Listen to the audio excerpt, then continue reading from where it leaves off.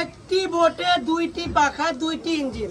আমি আপনাদের দেখাই, এই যে একটি বোটে দুইটি ইঞ্জিন, দুইটি পাখা কি কারণে লাগানো হয়। তারা অনেক ক্ষেত্রে দেখা যায় একটি ইঞ্জিন নষ্ট হয়ে যায়, আরেকটি ইঞ্জিন দিয়ে চলে, আরেকটি পাখা দিয়ে চলে।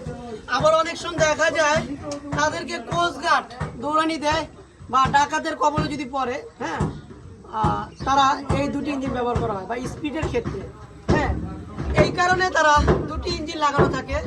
এবং দুটি ইঞ্জিন লাগালে বোটের স্পিড বাড়ে, একটি ইঞ্জিন নষ্ট হলে আরেকটি ইঞ্জিন দিয়ে চালানো হয়।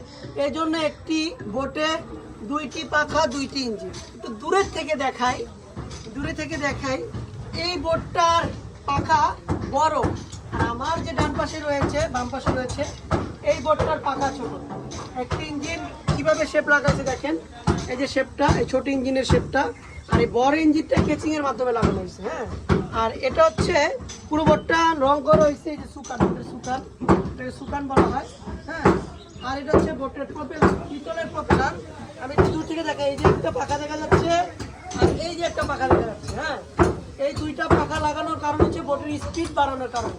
আবার অনেক সময় দেখা যায় একটি বোট মাঝপথে গেছে, একটি বোটের ইঞ্জিন নষ্ট হয়ে গেছে, আর একটি বোটের ইঞ্জিন চালু করছে। এই জন্যই তারা জেলে ভাইরা একটি বোটে দুইটি ইঞ্জিন ব্যবহার করে, এটাই তাদের কারণ।